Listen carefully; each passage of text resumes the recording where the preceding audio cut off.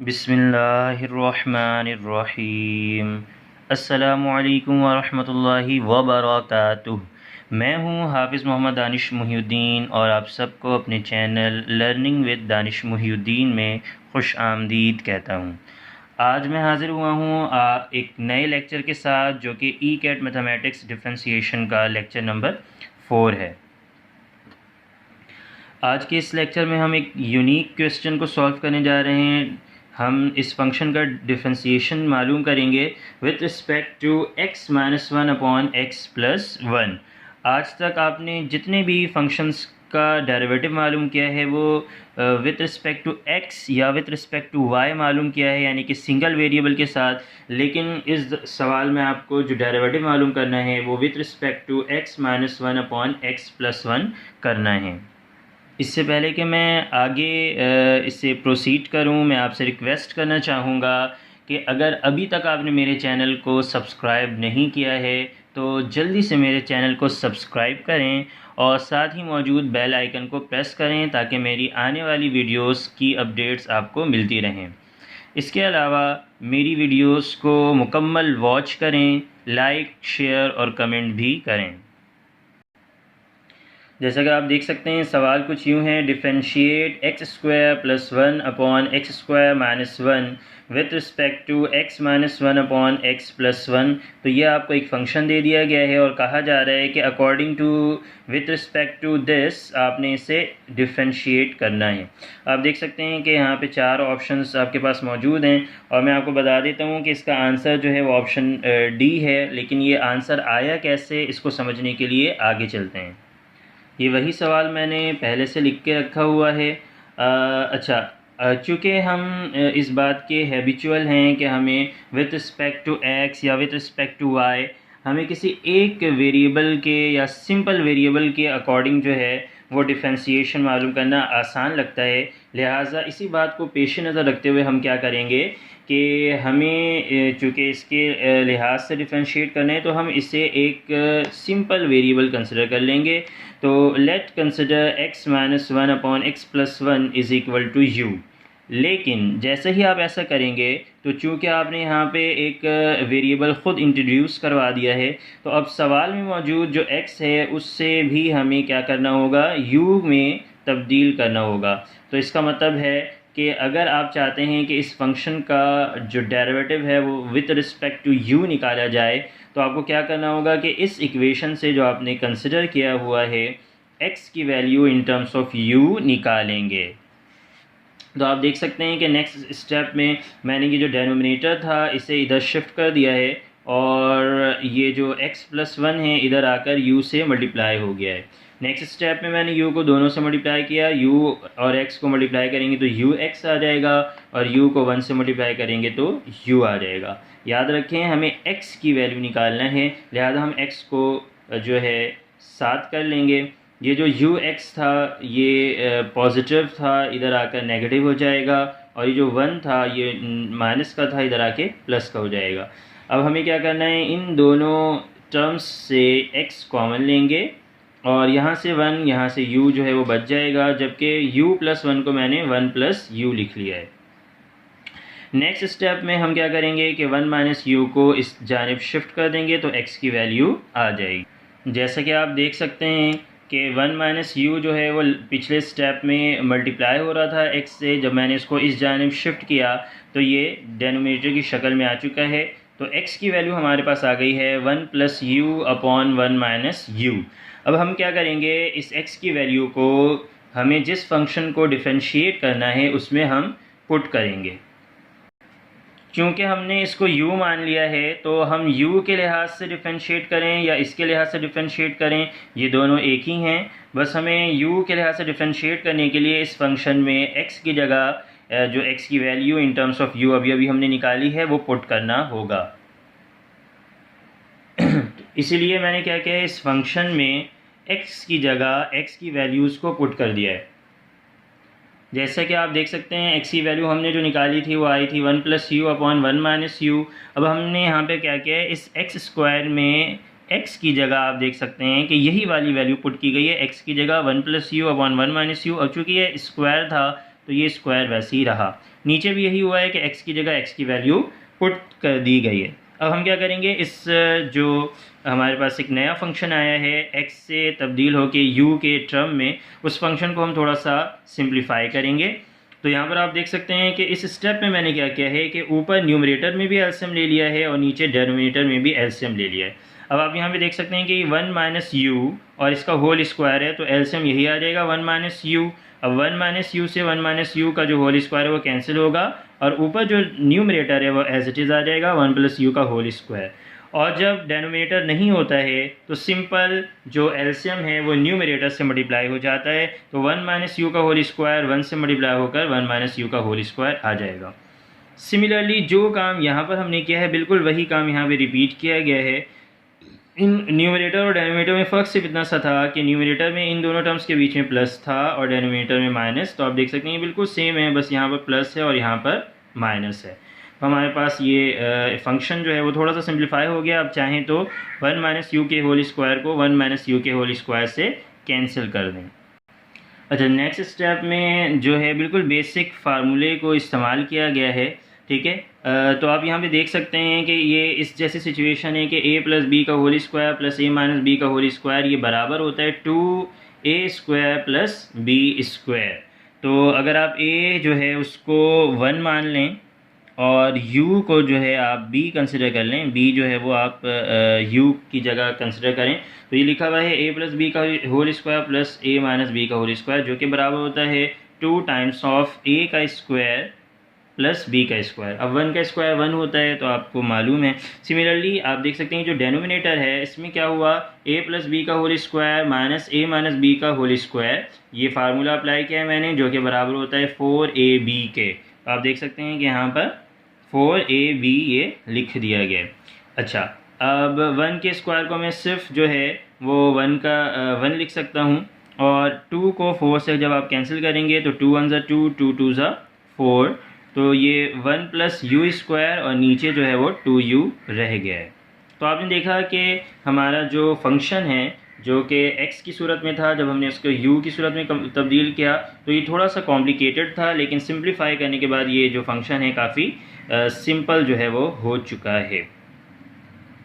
अच्छा, एक दफ़ा दोबारा देखें, हमें इस फंक्शन को डिफरेंशिएट करना था with respect to x minus 1 upon x plus 1, लेकिन हमने क्या किया कि x minus 1 upon x plus 1 को u कंसिडर किया है, तो हमने इस जो फंक्शन है उसको भी u के टर्म में तब्दील कर दिया। तो आप देख सकते हैं ये वही फंक्शन है और ये जब u में तब्दील हुआ है तो ये आ चुका है, इसका मतलब ये दोनों सेम हैं। और ये जो है x minus 1 upon x plus 1 जो है वो u के बराबर है।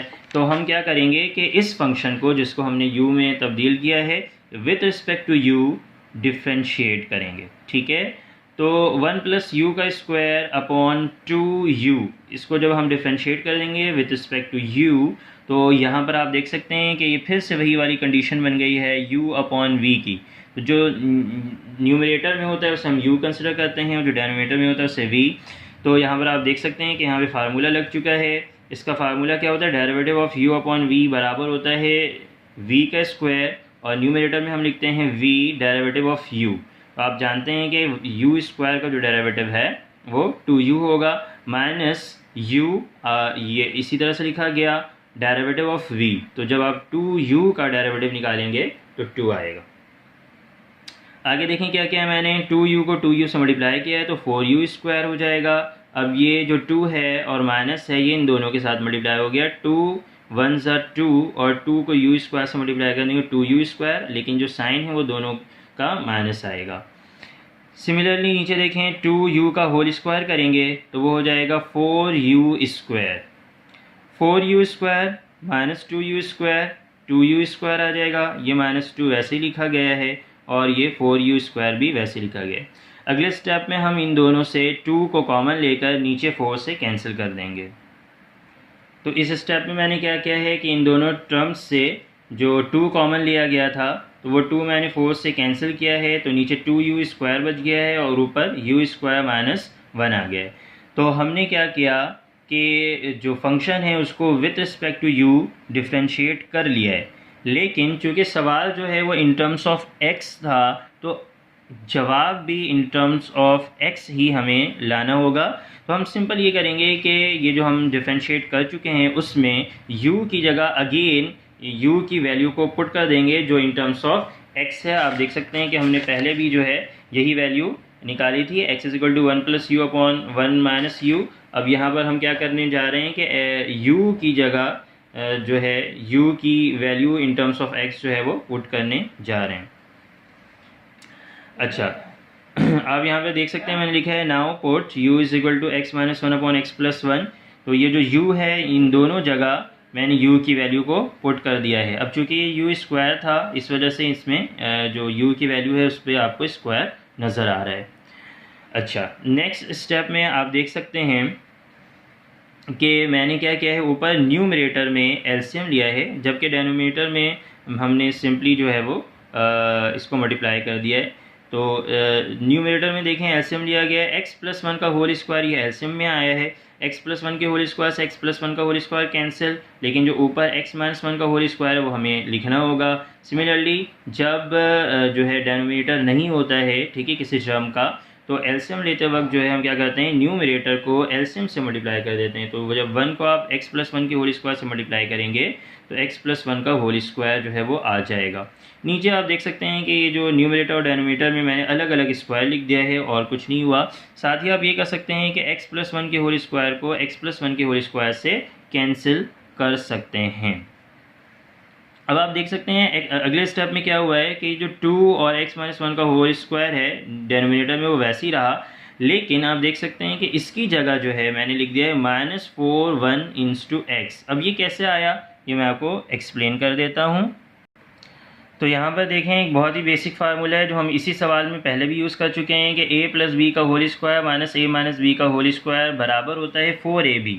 अब आप क्या करें कि तमाम टर्म्स को जो है वो शिफ्ट कर दें। तो 4ab जो है वो प्लस का है, लेफ्ट हैंड साइड में आकर माइनस का हो जाएगा।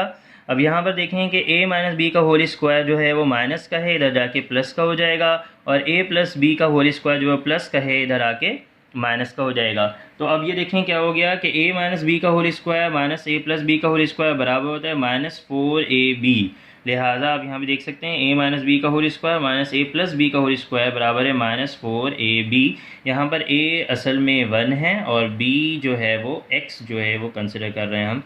अच्छा, 2 से जो है 4 को आप कैंसिल करें तो ऊपर जो है वो बच जाएगा सिर्फ -2x और नीचे जो है वो रह जाएगा x - 1 का होल स्क्वायर। तो ये जो है वो हमारा फाइनल आंसर है। So differentiation of x² + 1 upon x² - 1 with respect to x - 1 upon x + 1 is -2x upon x - 1 का होल स्क्वायर। तो अगर इस सवाल को आप जो है रिवायती तरीक़े से करना चाहेंगे तो ये सवाल नहीं हो सकेगा। इसके लिए आपने जो है यही वाला तरीका इख्तियार करना होगा जो मैंने आपको इस सवाल में सिखाया है।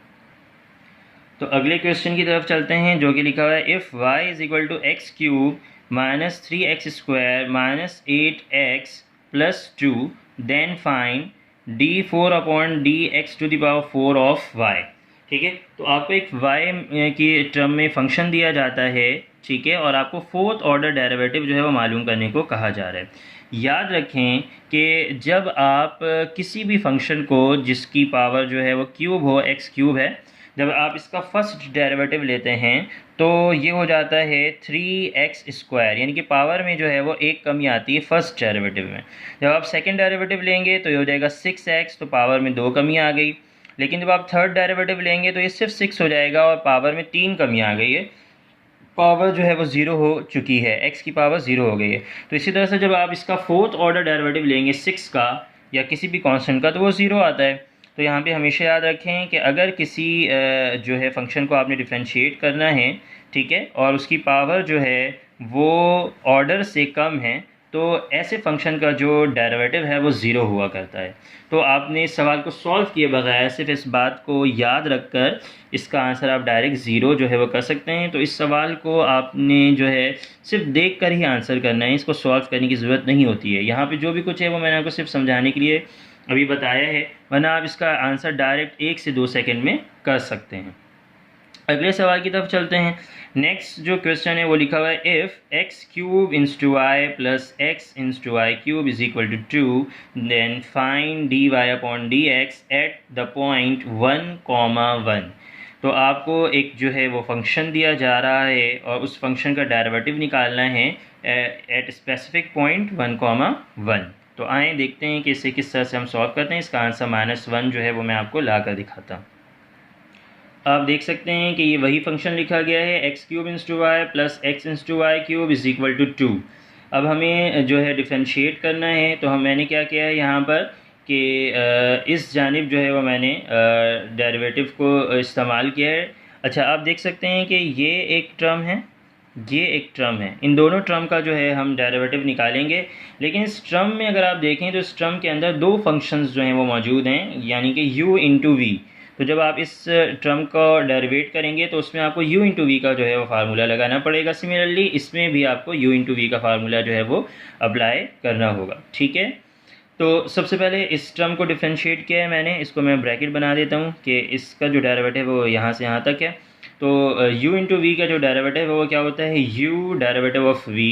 तो आप u ऐसे लिख देंगे एक्स क्यूब, और y का जो डेरिवेटिव है वो ऐसे आ जाएगा dy अपॉन डी एक्स। ठीक है, प्लस v, तो v जो है वो y हमने ऐसे लिख दिया, और डेरिवेटिव ऑफ u, तो जब आप x क्यूब का डेरिवेटिव लेंगे तो वो आएगा 3x²। अच्छा, नेक्स्ट जो ये मैंने लिखा है ये असल में सेकंड टर्म का डेरिवेटिव जो है वो यहाँ पर लिखा गया है। यहाँ पर भी हम बिल्कुल इसी तरह से u इंटू वी का जो है वो फार्मूला लगाएंगे। तो यहाँ पर लिखा गया है u डेरिवेटिव ऑफ v। तो जब y क्यूब का आप डेरिवेटिव लेंगे तो आएगा 3y² then dy upon d x. ठीक है, प्लस v, तो y क्यूब ऐसे लिख दिया गया, और डेरिवेटिव ऑफ u, x का जो डेरिवेटिव है वो 1 आता है, y क्यूब के साथ मल्टीप्लाई करके आप सिर्फ y क्यूब लिख सकते हैं। अच्छा, ये 2 जो है वो कांस्टेंट है, तो जब यहाँ पे आप 2 का डेरिवेटिव लेंगे तो वो 0 आ जाएगा। ठीक है, अच्छा, इस बात का ख्याल आपने रखना है कि हमें जो है वो मालूम करना है d y upon d x. ठीक है, तो d y upon d x जो है वो इन दो टर्म्स में है, एक ये और एक ये। तो इन दोनों टर्म्स से हम d y upon d x को कॉमन लेंगे। जब d y upon d x को कॉमन लेंगे तो यहाँ से बच जाएगा एक्स क्यूब, और यहाँ से जो है वो आपके पास बच जाएगा 3xy², 3xy², ये सब मल्टीप्लाई की सूरत में। ठीक है, अच्छा, इसके अलावा ये जो टर्म है 3x² और ये जो टर्म है y³, ये दोनों जो है मैंने इस तरफ शिफ्ट कर दिया है। ये दोनों पॉजिटिव थे, इधर आके दोनों नेगेटिव हो गए हैं।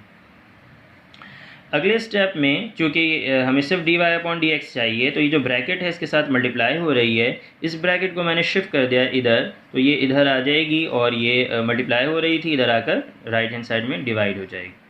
साथ ही मैंने क्या किया, इन दोनों में से जो है माइनस साइन को कॉमन ले लिया। अच्छा, अब हमें जो है dy अपॉन डी एक्स जो है वो मालूम करना था एट पॉइंट 1, 1। याद रखें ये कोऑर्डिनेट है 1, 1। तो यहाँ पर असल में 1 जो है वो x की वैल्यू है, और ये जो ये वाला 1 है ये असल में y की वैल्यू है। तो x और y दोनों 1, 1 है। तो हम क्या करेंगे, यहाँ पे जहाँ जहाँ पर भी x और y हैं उसकी जगह 1 पुट करेंगे। तो y की जगह मैंने देखें यहाँ पर 1 लिख दिया, 1 का क्यूब हो गया, प्लस 3 ऐसे ही लिखा गया। x की जगह मैंने लिख दिया 1, तो 1 का स्क्वायर हो गया, y की जगह 1, नीचे x की जगह 1, x की जगह 1 और y की जगह 1। आप बहुत ही खूब जानते हैं कि 1 का जो क्यूब है वो 1 होता है, और 1 का स्क्वायर भी 1 होता है। तो 1 + 3 = 4। ठीक है, नीचे देखें 1 + 3, ये आप इसको सॉल्व करेंगे तो 3 आएगा, 1 + 3 = 4। लेकिन ये जो माइनस का साइन है वो भी हमें लिखना होगा। तो ये जो 4 है ये 4 से कैंसिल हो जाएगा, और हमारे पास आंसर आ जाएगा -1, जो कि हमारे सवाल में मौजूद ऑप्शन सी था, और यही आंसर है।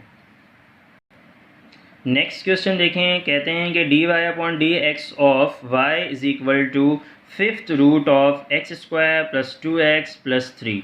तो ये एक फंक्शन है जो कि y की सूरत में है, और आपको dy अपॉन डी एक्स मालूम करना है। आप देख सकते हैं इसका आंसर ये है।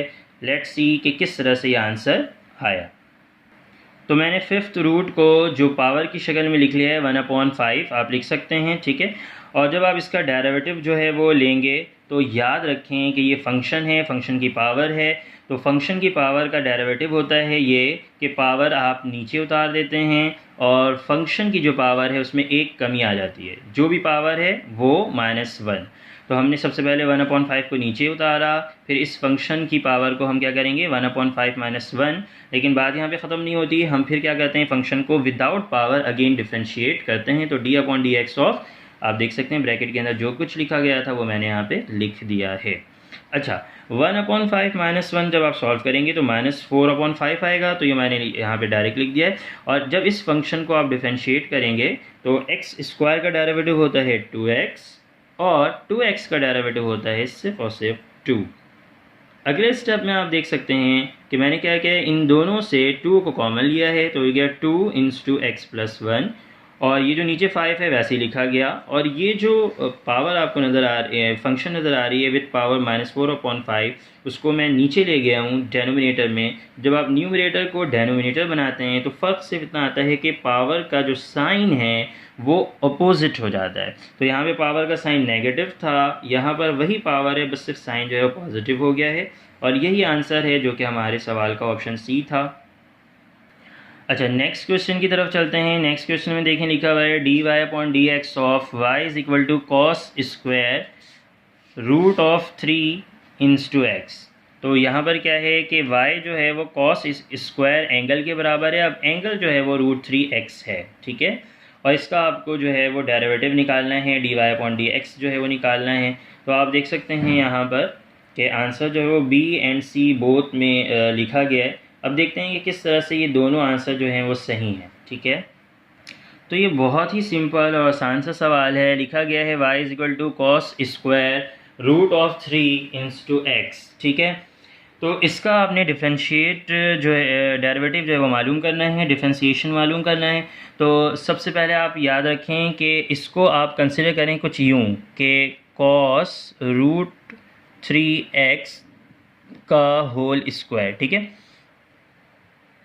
अच्छा, जब भी आपको किसी फंक्शन जिसकी पावर कुछ हो उसका डेरिवेटिव निकालना है तो उसका फार्मूला बहुत ही सिंपल है। पावर को आप जो है नीचे उतार देते हैं और फंक्शन की पावर जो है वो एक कम हो जाती है। तो जब आप cos ऑफ √3x की जो पावर 2 है, जब 2 में से आप 1 जो है वो माइनस करेंगे तो 1 बच जाएगा। तो इस वजह से आप देख सकते हैं कि यहाँ पर पहले पावर नीचे उतरी, फिर cos ऑफ √3x की जो पावर है वो 2 से 1 हो गई। अब पावर 1 को हम शो नहीं करते हैं, इस वजह से इसी तरह से लिखा गया है। लेकिन बात यहाँ पे ख़त्म नहीं होगी, आपको फंक्शन को अगेन डिफ्रेंशिएट करना होगा विदाउट पावर, ठीक है। तो d/dx of cos of √3 × x। अच्छा, ये जो है वो चूँकि डेरिवेटिव से आज़ाद हो चुके हैं तो ये इसी तरह से लिखा जाएगा। अब हम क्या करेंगे, इसको डिफ्रेंशिएट करेंगे। तो याद करें कि मैं कई मतलब आपको पहले बता चुका हूँ कि कॉस एंगल का डेरिवेटिव होता है माइनस साइन ऑफ एंगल, और फिर हम एंगल को अगेन डिफ्रेंशिएट करते हैं। तो जब आप कॉस एंगल का डेरिवेटिव लेंगे तो आएगा माइनस साइन ऑफ एंगल, और जब आप एंगल को दोबारा से डिफ्रेंशिएट करेंगे तो x से x कैंसिल हो जाएगा और √3 जो है वो आंसर आपके पास आ जाएगा। अच्छा, ये जो √3 है और ये जो 2 हैं ये सब कोफिशिएंट्स हैं, तो और ये माइनस भी, तो हम क्या करेंगे -2 और √3 इनको साथ लिख दिया है। cos √3x साइन √3x और cos √3x इस तरह से लिखा गया है, ठीक है। वैसे तो यही आंसर है, लेकिन चूंकि आपने देखा था कि हमारे पास जो क्वेश्चन था उसमें 2 ऑप्शंस सही थे, तो इस आंसर के साथ साथ ये आंसर भी सही है। लेकिन ये आया कैसे, ये मैं आपको बता देता हूँ। अच्छा, ट्रिग्नोमेट्री का बहुत ही बेसिक जो है वो फार्मूला है sin 2θ, डबल एंगल फार्मूला है। sin 2θ बराबर होता है 2 sin θ cos θ, ठीक है। होपफुली आपने ये फार्मूला जो है वो पढ़ा हुआ होगा। अच्छा, अब यहाँ पर आ जाएं, माइनस और √3 को अगर आप अलग से लिख लें, -√3 अगर आप अलग से लिख लें तो हमारे पास बच गया 2 साइन एंगल कॉस एंगल, ठीक है। 2 साइन एंगल कॉस एंगल बराबर होता है साइन 2 टाइम्स ऑफ एंगल। तो यहाँ पे मैंने लिख दिया है sine 2 times of angle, angle जो है वो √3x था, ठीक है। तो हमारे पास एक आंसर तो ये आ गया जो कि ऑप्शन बी था, और एक ऑप्शन जो है एक आंसर और आ गया जो कि -√3 साइन 2 √3x जो कि ऑप्शन सी था, ठीक है। तो यहाँ पर आप देख सकते हैं कि ऑप्शन बी भी जो है हमारा आंसर आ रहा था, ऑप्शन सी भी हमारा आंसर आ रहा था, और ये दोनों आंसर सही हैं। लिहाजा जो करेक्ट आंसर होगा वो बेसिकली डी होगा, क्योंकि डी में इन दोनों के बारे में बताया गया है कि बोथ बी एंड सी। अच्छा, यहाँ पर मैं आपको एक बात बता दूँ कि बहुत सारे स्टूडेंट्स जो हैं ये मिस्टेक करते हैं कि अगर आपके पास किसी ऑप्शन में बोथ बी एंड सी या all of them, all A B and C लिखा हुआ है, तो आप उस आंसर को ज़रूर चेक करें। हो सकता है कि दोनों आंसर सही हों। ठीक है, आपके पास जैसे हमने इस सवाल को सॉल्व जब किया था तो हमारे पास ये आंसर आ गया था। ठीक है, तो अगर हम बग़ैर आगे देखे सिर्फ यही आंसर कर देते बी, हालांकि आंसर बिल्कुल सही है, हमारा ये आंसर आया भी है, लेकिन अगर हम सिर्फ यही आंसर कर देते तो हमारे ये जो सवाल का आंसर है वो गलत होता, क्योंकि सही आंसर क्या है कि बोथ बी एंड सी। तो हमेशा याद रखें इस बात को कि जब भी आपके पास किसी MCQs में ये ऑप्शन मौजूद हो कि बोथ बी एंड सी या इस तरह की कोई भी आंसर मौजूद हो, तो आप उन तमाम आंसर्स को ज़रूर चेक करें।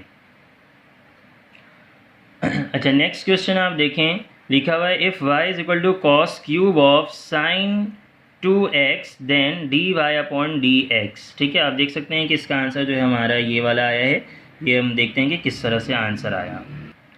तो आप देख सकते हैं यहाँ पे वही सवाल मैंने लिख लिया। याद रखें कि यहाँ पे cos cube of sine 2x, तो ये जो साइन 2x है ये कॉस से मल्टीप्लाई नहीं हो रहा, बल्कि ये जो साइन 2x है वो कॉस का एंगल है। सही है, तो ये आप जो है इसमें थोड़ा सा आपने ख्याल रखना होगा। अच्छा, तो इस तरह का सवाल अभी हमने किया था, मैंने आपको बताया था। आप इसको इस तरह से कंसिडर करें, cos of sine 2x to the whole power cube. ठीक है, तो ये फंक्शन की पावर क्यूब जो है इसका डेरिवेटिव अगर आप निकालना चाहते हैं, बहुत ही आसान सा फार्मूला है कि आप जो है पावर को नीचे उतार देंगे और जो फंक्शन है उसकी पावर में एक कमी आ जाती है। तो 3 - 1 आप जानते हैं कि 2 होता है। तो ये देख सकते हैं कि हमने पहले पावर को नीचे उतारा, फिर कॉस ऑफ क्यूब को हमने स्क्वायर कर दिया, 3 - 1 = 2 और साइन 2x। लेकिन बात यहाँ पे ख़त्म नहीं होती है, हमें फंक्शन को अगेन डिफ्रेंशिएट करना है विदाउट पावर। तो d upon dx of cos of sine 2x। ठीक है, अच्छा, ये जो चीज़ है, ये जो पार्ट है ये इसी तरह से लिख दिया गया है। अब हम यहाँ पर इसको डिफ्रेंशिएट करेंगे। तो आप जानते हैं कि साइन एंगल का जो डेरिवेटिव है, सॉरी कॉस एंगल का जो डेरिवेटिव है वो माइनस साइन एंगल होता है, और फिर हम उसे अगेन डिफ्रेंशिएट करते हैं। तो इसको हमने डिफ्रेंशिएट किया, कॉस एंगल का डेरिवेटिव माइनस साइन एंगल। ठीक है, अब चूँकि एंगल में भी साइन है तो उसको हम फिर भी एंगल ही कंसिडर करेंगे, और फिर d upon dx of angle. ठीक है, तो हमने साइन 2x को दोबारा से डिफ्रेंशिएट किया। अब ये दोनों आपस में मल्टीप्लाई होंगे, तो माइनस जो है वो यहाँ पर मैंने पहले लिख दिया है 3 कॉस स्क्वायर साइन 2x और साइन ऑफ साइन 2x, ये सारे एक साथ लिख दिए गए हैं। उसके बाद साइन 2x का डेरिवेटिव, आप जानते हैं साइन का जो डेरिवेटिव है, साइन एंगल का डेरिवेटिव है, वो होता है कॉस एंगल, और फिर हम एंगल को दोबारा से डिफ्रेंशिएट करते हैं। तो जब 2x को आप डिफ्रेंशिएट करेंगे तो 2 आ जाएगा। अब लास्ट स्टेप है, लास्ट स्टेप में मैंने क्या किया है कि 2 को -3 से मल्टीप्लाई किया तो -6 आ चुका है। ये cos square of sine 2x, sine of sine 2x और कॉस 2x, ये सारे वैसे ही लिखे गए हैं। तो आप देख सकते हैं कि इसका इस फंक्शन का जो डेरिवेटिव है वो आ चुका है -6 cos square sine 2x sine of sine 2x into cos 2x, जो कि हमारे सवाल में मौजूद ऑप्शन डी था। ये मैं आपको पहले दिखा चुका हूँ।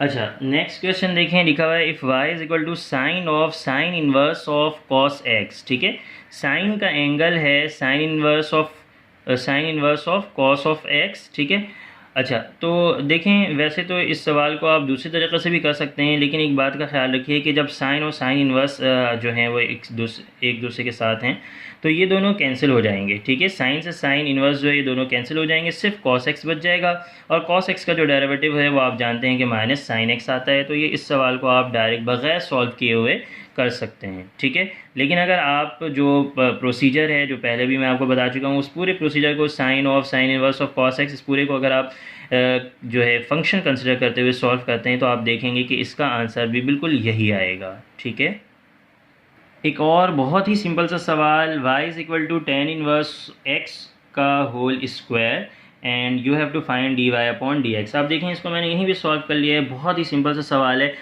आप इसको फंक्शन माने, फंक्शन का स्क्वायर है तो जो स्क्वायर है वो यहाँ पर नीचे उतर जाएगा 2, और आप फंक्शन की जो पावर है वो 2 - 1 यानी कि इसका स्क्वायर है, पावर कम करेंगे तो ये सिर्फ tan इन्वर्स जो है वो आ जाएगा। और फिर यहाँ पे बात ख़त्म नहीं होगी, हम फंक्शन को अगेन डिफरेंशिएट करेंगे तो d upon dx of tan inverse of x। tan inverse of x का जब आप डेरिवेटिव लेंगे तो वो आता है 1 अपॉन 1 प्लस एक्स स्क्वायर। तो मैंने यहाँ पे क्या किया है, 1 को ये डायरेक्ट कर दिया है, वो 2 tan इन्वर्स x से मल्टीप्लाई, तो ये हो गया 2 tan inverse of x upon 1 plus x square. और ये ऑप्शन ए है, आप देख सकते हैं बहुत ही सिंपल सा आसान सा क्वेश्चन था। एक क्वेश्चन जो है वो आप देख सकते हैं यहाँ पर, बहुत ही सिंपल और आसान सा question. g of x is equal to e to the power x 1 minus x का square, then g prime of x, first derivative आपको जो है वो g का निकालना है। आप देख सकते हैं यहाँ पर इसको मैंने सॉल्व किया, 2 स्टेप में सिर्फ सॉल्व हो चुका है। तो यहाँ पर u इंटू वी का जो है आपको फार्मूला अप्लाई करना होगा। ये जो e to the power x है वो उसको आप u मान लें और ब्रैकेट को v, तो हो गया u डेरिवेटिव ऑफ v। जब आप 1 माइनस एक्स स्क्वायर का डेरिवेटिव निकालेंगे तो -2x आएगा। देन फार्मूले के मुताबिक plus u derivative of v, ठीक है, v डेरिवेटिव ऑफ u, तो ये v वैसे लिखा गया है और ex का जो डेरिवेटिव है वो ex होता है। इन दोनों से मैंने ex कॉमन लिया है तो यहाँ से बच जाएगा 1 माइनस एक्स स्क्वायर और यहाँ से बच जाएगा -2x। आप देख सकते हैं कि यही आंसर है। आज की वीडियो में इतना ही। नेक्स्ट वीडियो में मैं आपको मज़ीद जो है इम्पॉर्टेंट क्वेश्चन को सॉल्व करवाऊँगा और आपकी तैयारी बहुत अच्छे से होगी। अब तक के लिए इतना ही। नेक्स्ट वीडियो में मज़ीद अच्छे और न्यू टॉपिक्स के साथ हाज़िर होंगे। तब तक के लिए अल्लाह हाफ़िज़।